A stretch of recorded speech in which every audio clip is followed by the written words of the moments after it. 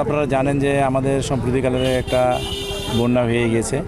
আমাদের এই অঞ্চলের মানুষ কৃষি নির্ভরশীল। এই কৃষির হচ্ছে আমাদের প্রধান অর্থকারী ফসল। উত্তর অঞ্চলের মানুষের প্রধান অর্থকারী ফসল হল কৃষি।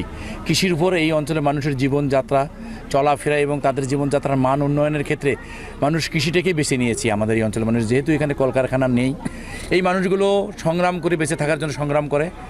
এই হঠাৎ বন্যার কারণে যে সবজি, ধান, পাট, বিভিন্ন ধরনের ফলজ এবং সবজি জাতীয় যে সকল ফসল তলিয়ে গিয়ে, বিশেষ করে মৎস্য খামারিরা থেকে শুরু করে সব সেক্টরের যারা কৃষিপণ্য উৎপাদনকারী, এই কৃষকগুলো সর্বশান্ত হয়ে গিয়েছে।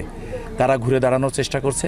আমরা বিভিন্নভাবেই এই কৃষকদের পাশে খাদ্য সহায়তার মাধ্যমে তাদের মুখে হাসি ফুটিয়ে তারা যেন আবার পুরো উদ্যমে তাদের সেই কৃষি, তার চাষাবাদ করতে পারে এবং তাদের সরকারের সর্বস্তরের সহযোগিতা আমরা চেষ্টা করেছি।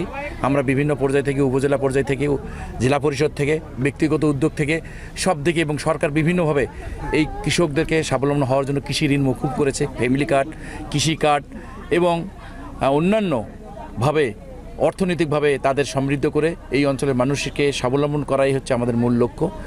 আমাদের এলাকার এটা সহযোগিতা আমরা পাইলাম, অনেক খুশি আমরা অনেক খুশি। এইরকম অভাবী মানুষের ঘরে সহযোগিতা করা খুব ভালো। এই সঙ্গে আমাদের কাজ নাই, অনুদান দেওয়া আছে।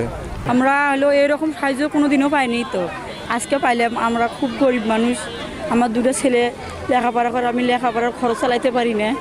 আমার খুব অসহায় বলতে আজকে আমার খুব আনন্দ লাগতেছে এটা নিয়ে।